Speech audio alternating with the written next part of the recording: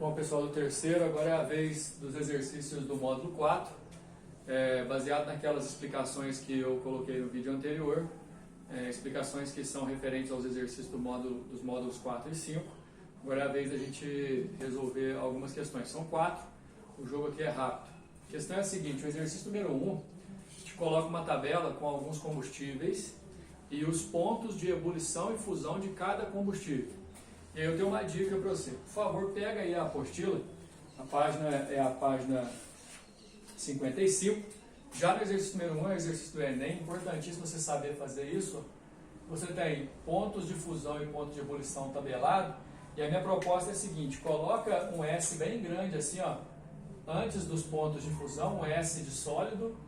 E entre os pontos de fusão e ebulição, um L de líquido. Para você lembrar o seguinte: se a temperatura que o exercício te impõe é abaixo da temperatura de fusão, é porque os corpos vão estar aí no estado sólido. Se a temperatura for entre fusão e ebulição, eles vão estar líquido, e se for além da ebulição, vai estar vapor. Coloca desse jeito aí que você vai entender, porque aí a questão está perguntando o seguinte: 25 graus Celsius, desses daí, quais que vão estar em estado líquido? Então você pode pegar, por exemplo, a 25 graus Celsius, para estar em estado líquido, 25 graus tem que ser maior do que o ponto de fusão e menor do que o ponto de ebulição. Se você analisar, a resposta vai dar a letra B, o etanol, metanol e o octano.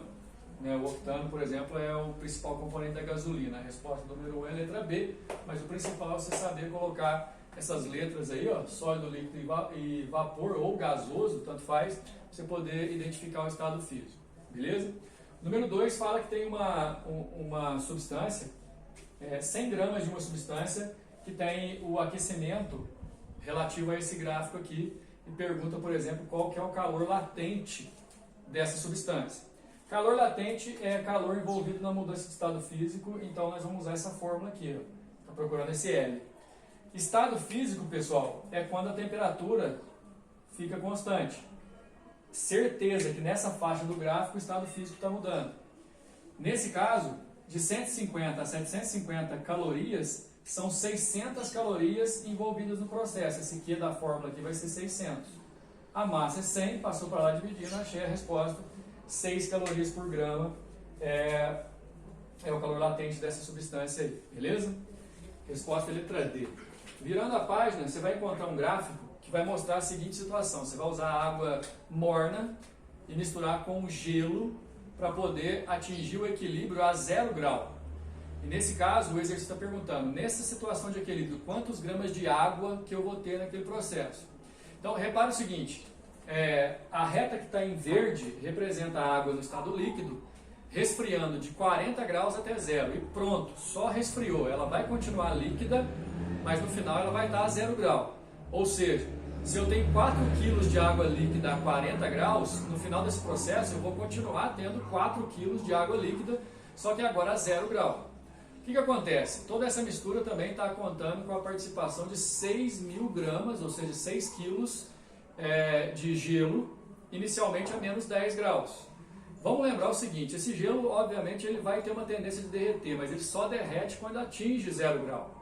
Então, antes de derreter, tem que ser aquecido até 0 grau e assim ele pode derreter. Por isso que o gráfico está em vermelho, está mostrando um aumento da temperatura de menos 10 para 0 e depois a temperatura constante, representando a fase de derretimento do gelo, da fusão dele. Acontece que na hora que a água quente, que era a fonte de calor do sistema, chega a 0 grau e fica a 0 grau igual ao gelo, aí não tem mudança de estado físico, nem mudança de temperatura mais, porque houve equilíbrio térmico. A questão é, quanto de água que eu vou ter? Como eu vou ter uma massa de água líquida que está relativamente quente, com o gelo misturados, eu vou lembrar das aulas anteriores, olha aqui, ó, Q de quem ganha mais Q de quem perde igual a 0. Quem vai ganhar energia é o gelo, quem vai perder é a água líquida.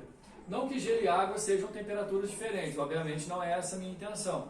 Mas a questão é que, nesse equilíbrio, você tem que diferenciar realmente o que acontece com a água que estava líquida no começo, o que acontece com a água que era gelo desde o começo. Aliás, a do gelo eu vou dividir em 2 pedaços. Um vai ser quantidade de calor sensível para a gente conseguir esquentar o gelo. Depois, quantidade de calor latente para derreter o gelo. E para a água que vai só esfriar, só calor sensível para esfriar a água. E aí é o seguinte, ó, a massa de gelo que esquenta é de 6.000, o calor sensível do gelo é meio, isso aí foi dado no exercício, e se ele esquenta de menos 10 para 0, ele esquenta 10. A massa de gelo que vai derreter eu não sei, 80 é o latente de fusão, 4.000 gramas é a massa de água que inicialmente estava a 40 graus, calor sensível 1, e se ela estava inicialmente a 40 e ela vai esfriar para 0, menos 40 o valor do calor da variação de temperatura dela.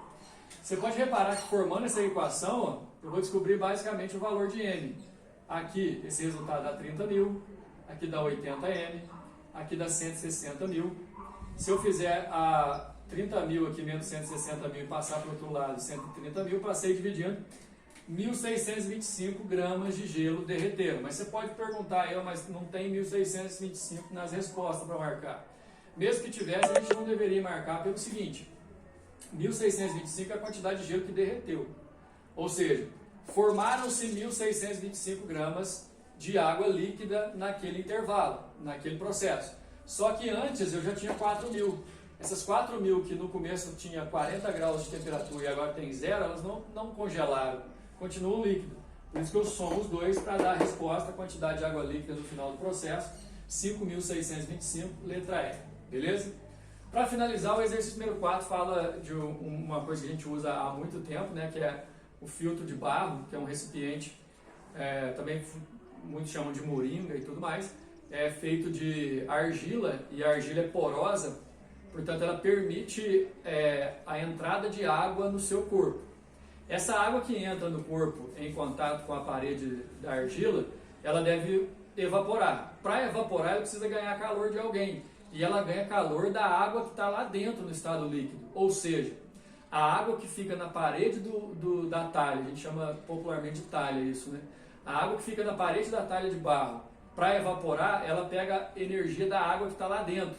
E aí por isso que toda vez que vai tomar água num recipiente desse, a água que está lá dentro é mais fresca do que estaria se estivesse fora. A questão é que tem um texto aí, tem lacuna 1, lacuna 2, lacuna 3 para você poder completar. E é o seguinte, a lacuna 1 você vai usar a palavra permeável, por quê? Porque a parede é porosa e permite a entrada de água. O que permite a entrada de água é permeável. Essa água que entra ali na parede, ela vai ter que mudar de estado. E a mudança que acontece, ela está molhada ali no estado líquido, ela vai passar para vapor e vaporização. E para poder fazer esse processo, ela precisa ganhar energia. O processo de vaporização é um processo endotérmico. Por isso que a resposta é a letra C, o que completa as lacunas aí, são as palavras que estão na alternativa C. Beleza? Próximo vídeo, módulo 5. Valeu!